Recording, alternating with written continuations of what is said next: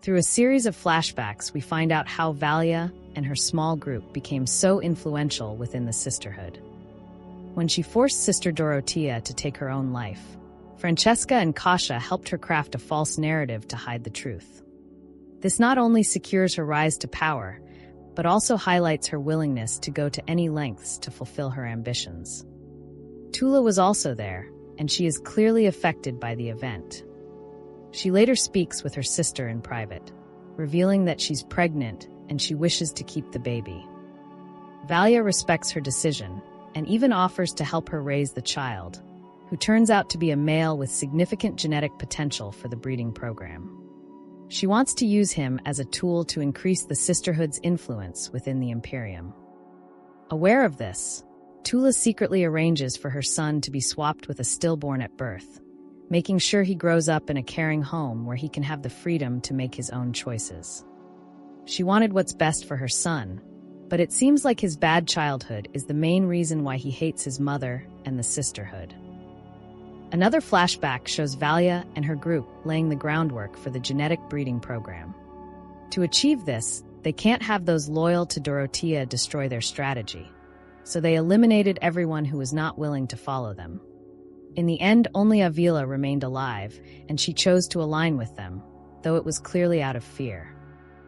It looks like the Sisterhood was also behind the Emperor's marriage. Before he married Natalia, they had to imprint him, so they sent Francesca to do it. She seemed to like him since she was young, and they eventually had a child together. Back in the present on Wallach 9, Tula and Sister Nazir examine the drawings, trying to piece together what they've been missing. Everything points to Desmond Hart, whose ability to burn people alive is actually a machine-created virus that thrives on fear. Tula is determined to find a cure, but the procedure is very dangerous. Sister Nazir also experienced the nightmares and believes she can control the virus, so she volunteers for the good of the Sisterhood. Unfortunately, the virus proves too powerful, and she eventually loses her life. In her final moments, she describes seeing something inhuman, which makes Tula realize the thinking machines are behind this whole thing. If Desmond is truly behind this, then eliminating him may be the only way to eradicate the virus. Tula decides to go to Salissa Secundus and hopefully save her son. Lila is still under Dorothea's influence, and she waits for the right moment to get away. She eventually breaks free from her restraints and sedates Sister Jen, who is keeping an eye on her.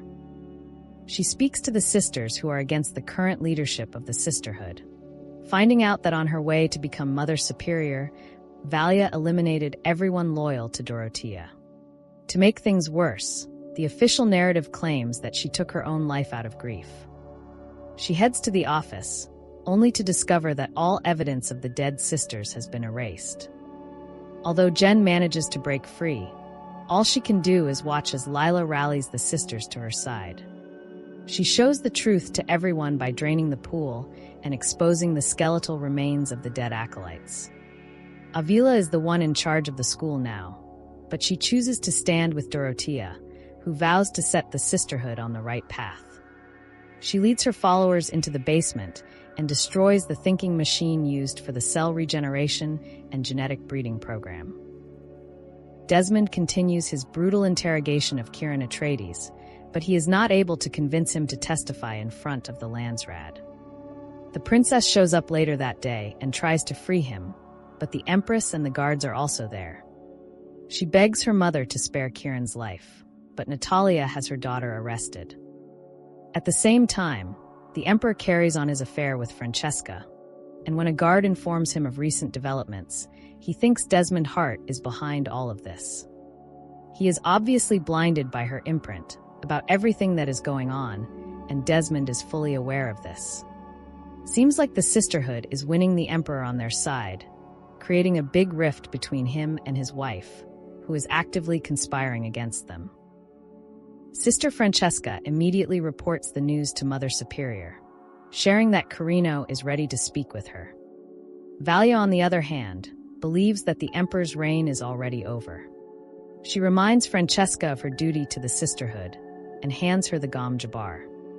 The time has come for the Emperor to die, and she works up a strategy with Theodosia to free the princess from the prison.